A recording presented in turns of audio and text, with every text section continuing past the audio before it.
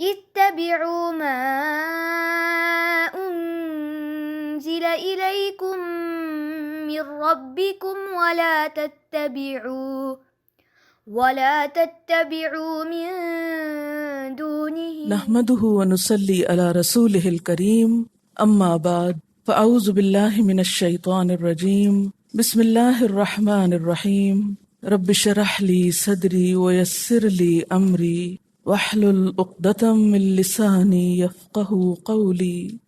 تلك القرى، یہ بستیاں، نقص علیک من انبائها، ہم آپ پر ان کی خبروں میں سے پڑھ کر سناتے ہیں. یعنی پچھلی قوموں کے یہ حالات ہم آپ کو بتا رہے ہیں، تاریخ کی کتابوں میں کوئی نہیں لکھے ہوئے. وَلَقَدْ جَاءَتْهُمْ رُسُلُهُمْ بِالْبَيِّنَاتِ، ان کے پاس ان کے رسول کھلی نشانیاں لے کر آئے. فَمَا كَانُوا لِيُؤْمِنُوا، پس وہ ایمان لانے والے نہ تھے. بِمَا كَذَّبُوا مِن قَبْلُ، بوجہ اس کے جو انہوں نے اس سے پہلے جھٹلا دیا. یعنی ایک دفعہ انکار کرنے کے بعد پھر وہ ماننے کو تیار نہ ہوئے، یہ ان کی ہٹ دھرمی تھی. کذالک یطبع اللہ علی قلوب الکافرین، اسی طرح اللہ مہر لگا دیتا ہے کافروں کے دلوں پر. تو مہر کب لگتی ہے اور کس پر لگتی ہے؟ جب کوئی شخص اپنی بصارت، اپنی سماعت اور اپنے دل سے وہ کام نہیں لیتا جس کے لیے اللہ نے ان اعضاء کو بنایا ہے. جیسے کسی بھی چیز سے، مثلا کوئی مشین ہے، اگر آپ اسے استعمال نہیں کرتے تو کیا ہوتا ہے نتیجہ؟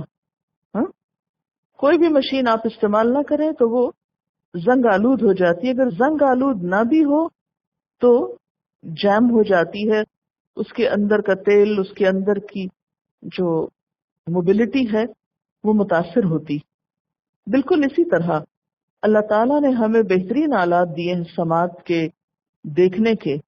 جب انسان ان سے وہ نہیں دیکھتا جو دیکھنے کے لیے اللہ نے بنایا تو نتیجہ کیا ہوتا ہے کہ یہ اعضاء بھی زنگ آلود ہوتے ہیں، یہ بھی کام کرنا چھوڑ دیتے ہیں. یاد رکھیے، ایک صرف سننا ہے اور ایک غور سے سننا ہے، عبرت کا سننا ہے. ایک دیکھنا ہے اور ایک جس کو بصارت کہتے ہیں، اور پھر ایک بصیرت کا دیکھنا ہے. یعنی صرف ایک تو ہوتا نا کہ کسی چیز کی ظاہری حالت کو دیکھنا، اور ایک ہوتا ہے اس کے اندر کی گہرائی میں جا کے دیکھنا. تو اللہ تعالیٰ نے بستیوں کے حالات بھی سنائے، حقائق سے لوگوں کو آگاہ کیا، انہیں مصیبتوں اور آزمائشوں میں اور خوشحالی میں مبتلا کیا، لیکن لوگوں نے کچھ بھی سبق نہ لیا تو اللہ نے ان سے پھر سوچنے سمجھنے کی صلاحیت چھین لی. وَمَا وَجَدْنَا لِأَكْثَرِهِم مِّنْ عَهْدٍ، اور ہم نے ان میں سے اکثریت کو کسی عہد پر نہ پایا. یعنی ان میں سے اکثریت اپنے عہد پر قائم نہ رہی. بات یہ ہے کہ یہاں پر جس عہد کا ذکر ہے یا جس عہد کی طرف اشارہ ہے، اس سے مراد اطاعت کا عہد بھی ہو سکتا ہے اور عہد الست بھی ہو سکتا ہے. پیغمبروں سے کیا ہوا عہد بھی اور آپس کا عہد بھی. یعنی وہ قومیں جو اللہ کی اطاعت گزار نہیں ہوتی وہ پھر کسی بھی عہد کی پابند نہیں ہوتی. وَإِن وَجَدْنَا أَكْثَرَهُمْ لَفَاسِقِينَ، اور بے شک ہم نے ان کی اکثریت کو فاسق پایا. ان کا ترجمہ یہاں بے شک کیا گیا ہے. کیوں؟ اس لیے کہ اسی سینٹنس میں آگے فاسقین کے شروع میں لام تاکید آ رہا ہے. تو یہ ایک عربی کا قاعدہ ہے کہ ان کے بعد اگر لام تاکید آئے تو ان کا ترجمہ بے شک کیا جاتا ہے. اس کی بہت سی مثالیں قرآن پاک میں موجود ہیں.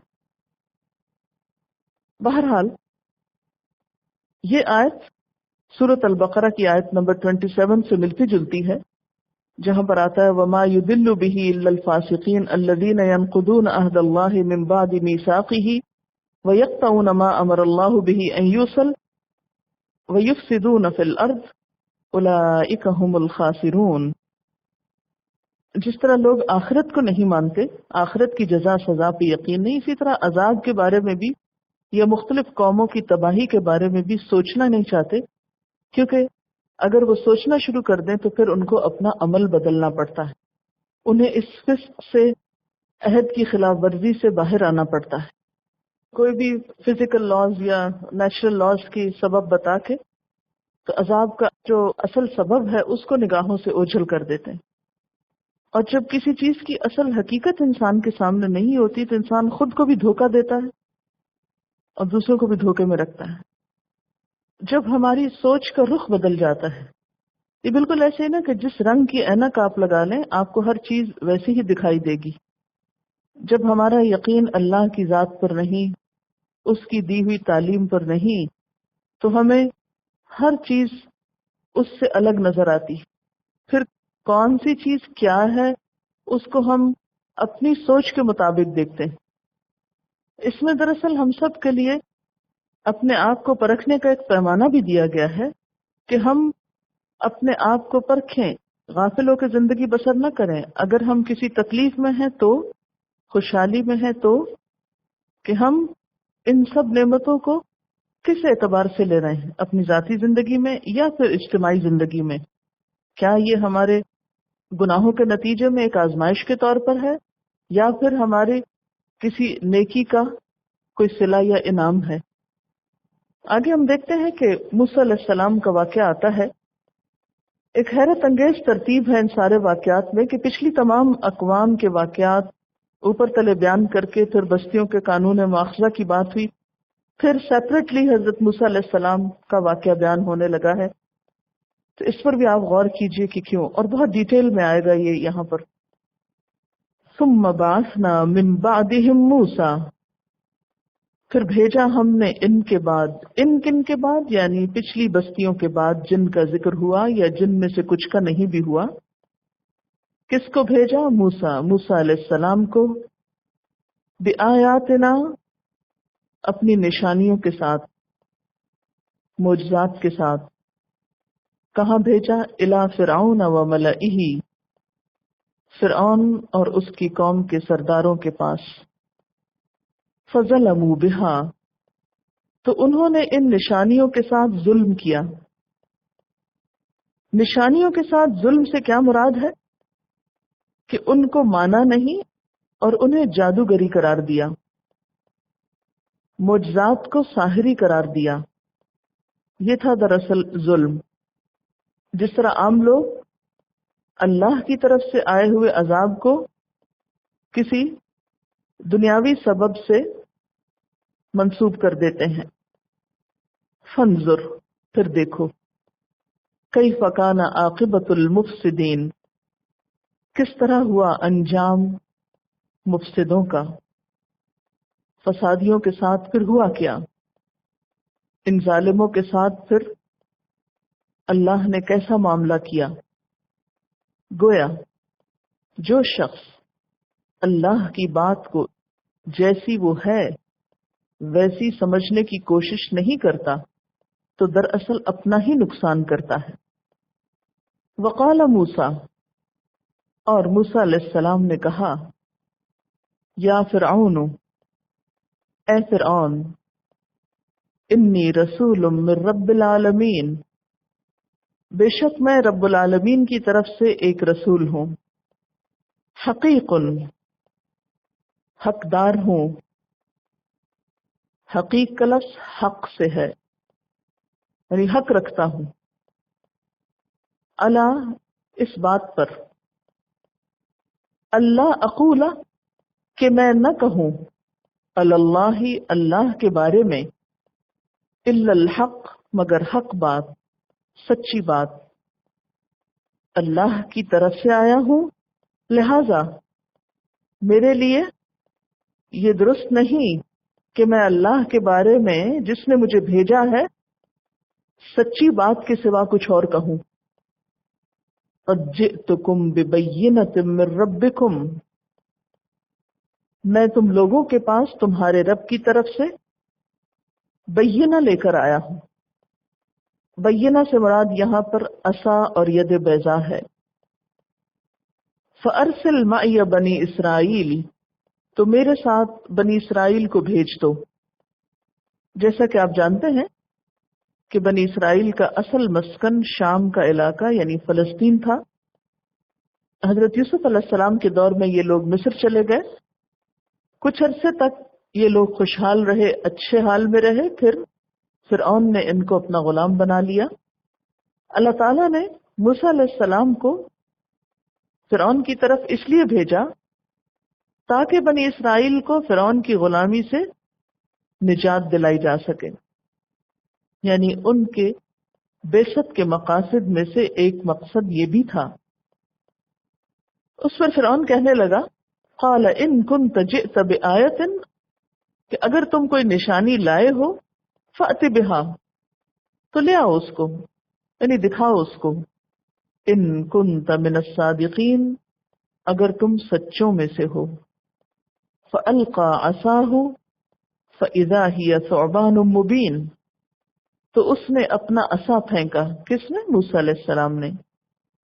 تو یکایک وہ ایک جیتا جاگتا اژدہا تھا.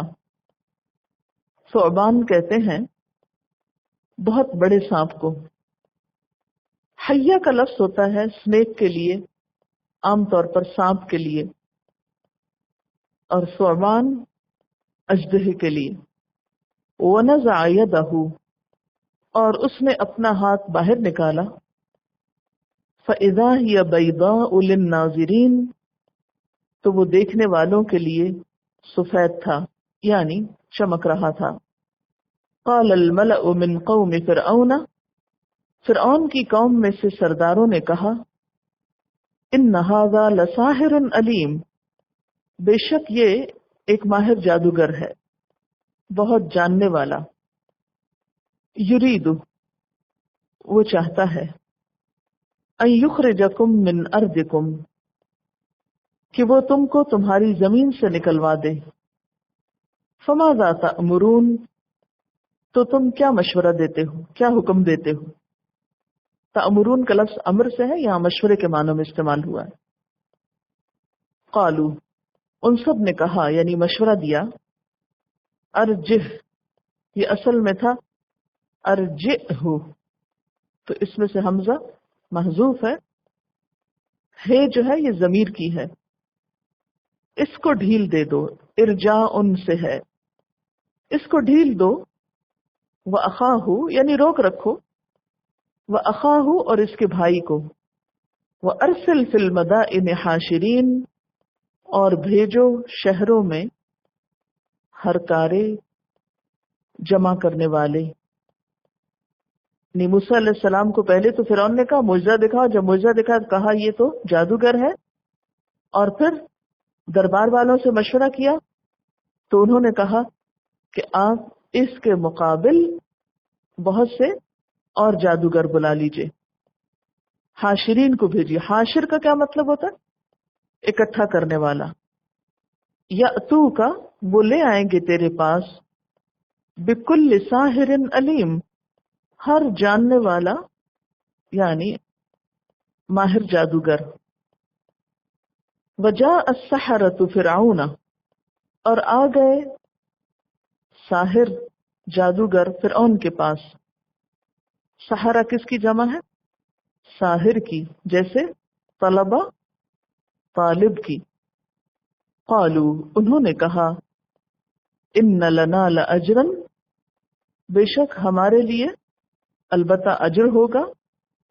ان کننا نحن الغالبین، اگر ہم غالب ہوئے، یعنی اگر ہم غالب رہے تو ہمیں اس کا صلہ تو ضرور ملے گا نا.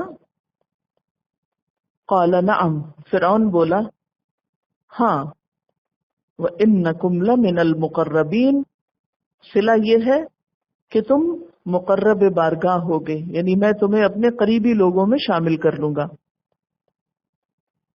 قالو، انہوں نے کہا یا موسیٰ، اے موسیٰ، اما ان تلقی و اما ان نکون نحن الملقین، کہ خواہ تم پھینکو یا ہم ہوں پھینکنے والے.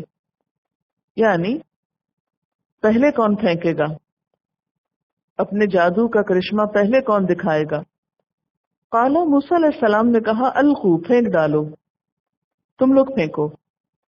فلما القوا، پھر جب انہوں نے پھینکی کیا رسیاں، سحروا اعین الناس، انہوں نے لوگوں کی آنکھوں کو مسحور کر دیا. یعنی سحر کا لفظ اگرچہ سحر سے ہے اور مراد اس سے یہ ہے کہ جادو سے کسی چیز کی حقیقت نہیں بدلتی، دراصل انسان کا خیال اور اس کی نگاہ بدلتی ہے. سحر بسا اوقات تو کسی کے ہاتھ کا کمال ہوتا ہے، ہاتھ کی چالاکی ہوتی ہے، تیزی ہوتی ہے، صفائی ہوتی ہے، اس سے وہ مختلف کرشمے اور کرتب دکھاتا ہے ایک میجیشین جو ہوتا ہے. اور بسا اوقات اس کی جو قوت خیال ہے وہ آپ پر اثر انداز ہوتی ہے، آپ کو مسمرائز کر لیتا ہے، آپ کی نظر بند کر لیتا ہے. تو یہاں سحروا اعین الناس کا یہی مطلب ہے کہ انہوں نے لوگوں کی نظریں بند کر لی، یعنی مسحور کر دیا ان کو. وَاسْتَرْهَبُوهُمْ، اور انہیں خوف زدہ کر دیا. وَجَاءُوا بِسِحْرٍ عَظِيمٍ، اور وہ بہت بڑا جادو لائے، یعنی بہت بڑے جادو کا مظاہرہ کیا. It was a grand show. وَأَوْحَيْنَا إِلَى مُوسَى، اور ہم نے بھی موسیٰ علیہ السلام کی طرف وحی کی، ان الق عصاک، کہ اپنا عصا پھینک دو. فَإِذَا هِيَ تَلْقَفُ مَا يَأْفِكُونَ، تو جب وہ نگل رہا تھا جو کچھ وہ گھڑ کے لائے تھے. تلقف، لام قاف فے اس کا روٹ ہے. لقف، کسی چیز کو جلدی جلدی نگلنا. ایک تو ہوتا نا کھانا، اس میں تو ہوتا نا چبانا، اور ایک ہے صرف منہ میں ڈالنا اور پھر فوراً اندر لے جانا. ذرا امیجن کریں کہ ہر طرف سانپ بکھرے ہوئے ہیں رسیوں کی شکل میں. ایک سانپ دیکھ کر بھی انسان کا خوف کے مارے برا حال ہو جاتا ہے. کہاں یہ کہ ہر طرف زمین پہ سانپ ہی سانپ دوڑ بھاگ رہے ہوں. تو اتنے میں موسیٰ علیہ السلام نے جب عصا پھینکا تو وہ عصا ان ساری رسیوں کو نگل رہا تھا، ہڑپ کرتا چلا جا رہا تھا، تیزی سے اندر اپنے ڈالتا چلا جا رہا تھا. اب آپ خود سوچیں کہ اس کا اپنا سائز کتنا ہوگا. تلقف ما یأفکون، جو کچھ وہ گھڑ کے لائے تھے. یأفکون کا لفظ جو ہے یہ افک سے ہے. افک ہوتا ہے جھوٹ. جو جھوٹ انہوں نے بنایا تھا اس عصا نے اس کا خاتمہ کر دیا. سمپلی مانا یہ، ایک تو یہ کہ لٹرلی واقعی وہ اپنے اندر نگل رہے، دوسرا یہ کہ لوگوں کو اس طرح نظر آ رہا تھا کہ جو سب وہ اس عصا کے اندر جا رہے ہیں، جہاں جہاں وہ عصا جا رہا تھا وہاں سے اس کے اثرات ختم ہو رہے تھے. فوقع الحق، تو واقعہ ہو گیا، ثابت ہو گیا حق. وبطل ما كانوا يعملون، اور باطل ہو گیا جو کچھ وہ کر رہے تھے. فغلبوا هنالک، تو وہ اس جگہ مغلوب کر دیے گئے. وانقلبوا صاغرین، اور وہ ذلیل ہو کر پلٹے. وَأُلْقِيَ السَّحَرَةُ ساجدین، اور ڈال دیے گئے جادوگر سجدے میں. جادوگر اتنی جلدی سجدے میں کیوں گر گئے؟ اس لیے کہ جیسے ایک جوہری کو پتھر اور ہیرے میں فرق معلوم ہوتا ہے، کسی زیور کے کھرے اور کھوٹے کی پہچان جس طرح ایک جوہری کو ہو سکتی ہے اس طرح ایک عام انسان کو نہیں ہوتی. اسی طرح سحر اور معجزے کا جو فرق ہے وہ شاید ایک عام انسان کی نگاہ میں کچھ بڑا نہ ہو، لیکن ایک جادوگر اس کو اچھی طرح سمجھتا ہے. اور ویسے بھی بات یہ ہے کہ جس دل کے اندر تھوڑی سی بھی خیر ہو، حق جب اس کے سامنے آتا ہے تو بہت جلد وہ قبول کر لیتا ہے. اللہ تعالیٰ نے ہر دل کے اندر حق کو پہچاننے کی صلاحیت رکھی ہے. بعض اوقات اگر وہ ایک ذرے کی جتنی بھی ہوتی ہے تو اس ذرے کو جب روشنی نظر آتی ہے تو فوراً ریفلیکٹ کرتا ہے، فوراً اس کو رسپانس دیتا ہے. یعنی شیشہ اس روشنی کو رسپانس دے رہا ہے نا، فوراً رسپانس آپ دیکھ رہے ہیں نا، یہ آپ چھت کے اوپر اس کا رسپانس ہے. یہ قانون ہدایت میں آپ کو سمجھانے لگی ہوں کہ ہدایت کس کو ملتی، ہدایت کس کو نصیب ہوتی۔ ہمارا دل ایک آئینے کی طرح ہے۔ کچھ آئینے زنگ آلود ہوتے ہیں، ان پر اگر روشنی پڑے بھی تو نتیجہ کیا نکلتا ہے؟ ریفلیکٹ نہیں کرتے نا، ان کے اندر سے روشنی نہیں پھوٹتی، وہ رسپانس نہیں کرتے، وہ جواب نہیں دیتے، کیونکہ وہ زنگ آلود ہے۔ لیکن اگر کہیں اس پورے آئینے کے اندر تھوڑی سی جگہ بھی اس زنگ سے بچی ہوئی ہو تو جو ہی روشنی سامنے آئے گی وہ اتنا حصہ ضرور ریفلیکٹ کر جائے گا۔ جیسے ریت کے ڈھیر میں ایک چمکدار ذرہ بھی سورج کی روشنی کو پا کر خاموش نہیں رہتا، فوراً ریفلیکٹ کرتا ہے۔ تو یہی چیز انسانوں کی ہدایت میں کار فرما ہوتی۔ گناہ دلوں کو سیاہ کر دیتے ہیں، جس کی وجہ سے قرآن کی روشنی ان پر جب جاتی ہے تو وہ آگے سے رسپونڈ نہیں کرتے۔ ہاں، اگر کسی موقع پر گناہوں پر شرمندہ ہو کر آنسوؤں سے انسان اس میل کو دھوتا ہے اور وہ آئینہ نیچے سے کچھ چمک پڑتا ہے، ایسے میں جب اس کو قرآن کی روشنی نصیب ہوتی ہے تو وہ فوراً جواب دیتا ہے، اور پھر اسے احساس ہوتا ہے کہ میری بھلائی اسی میں ہے کہ میں اس دل کو صاف کر لوں۔ اور جو جو دل صاف ہوتا چلا جاتا ہے وہ روشنی زیادہ سے زیادہ اندر آتی ہے، اور پھر صرف اس تک ہی نہیں ٹکراتی، اس پہ ٹکرانے کے بعد وہ دوسروں کے لیے روشنی کا ذریعہ بنتا ہے۔ ان جادوگروں کے ساتھ یہی معاملہ ہوا۔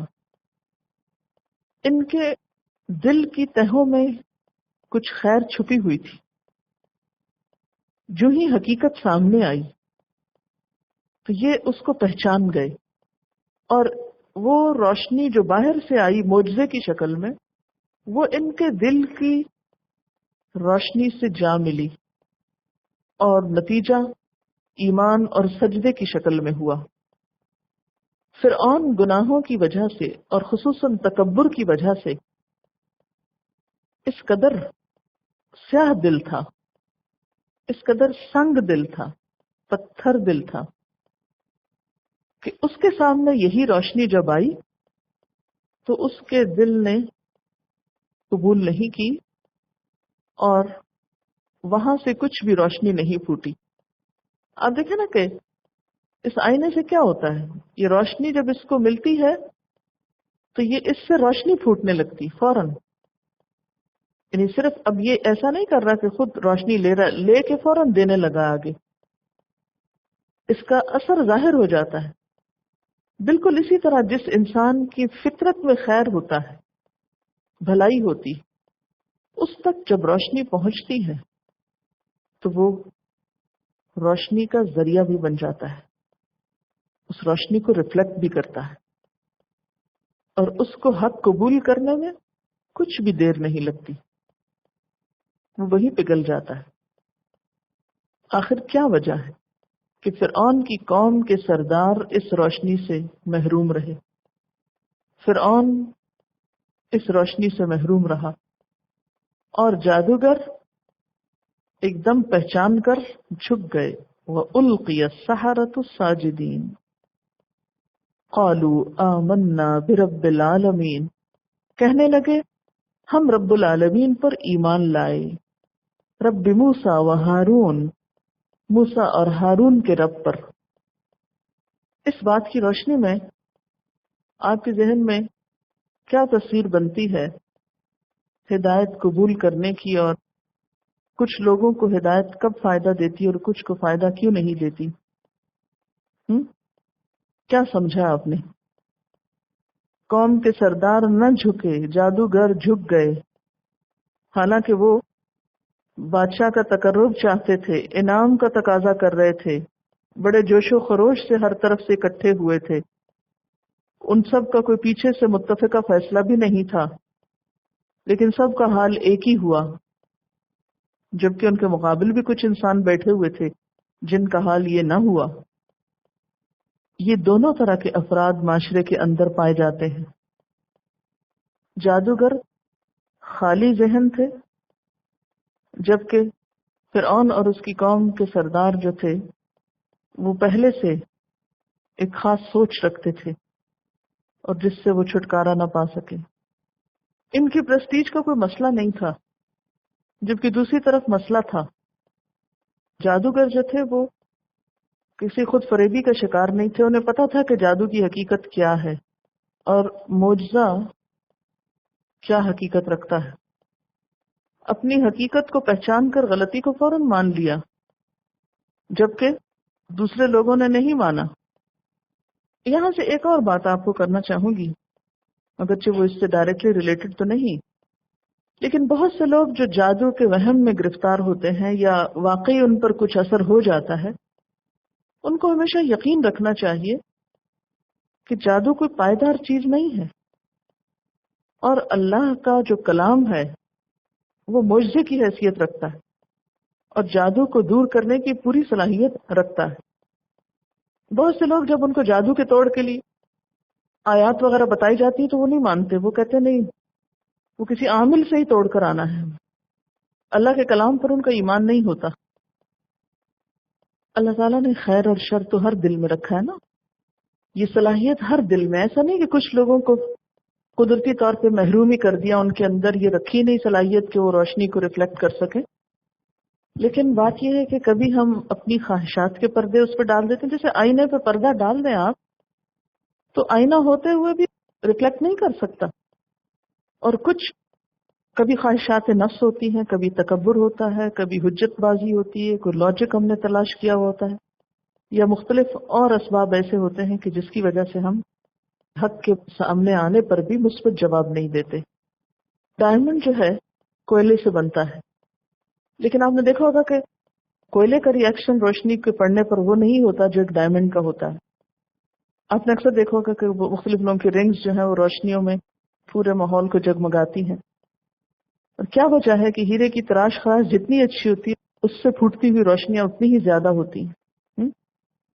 ڈائمنڈ کوئلے کی پیور فارم ہے، جب وہ بہت زیادہ ہائی گریڈ ٹیمپریچر سے کیمیکل چینجز سے گزرتا ہے تو چمک اٹھتا ہے، بالکل اسی طرح جیسے ابتدا دور کے صحابہ کرام ہارڈ شپ سے گزر کر چمک اٹھے تھے، کیونکہ ان کے دلوں کی سیاہی اسلام کی گرمی سے کیمیکلی تبدیل ہو گئی تھی، چینج ہو گئی تھی۔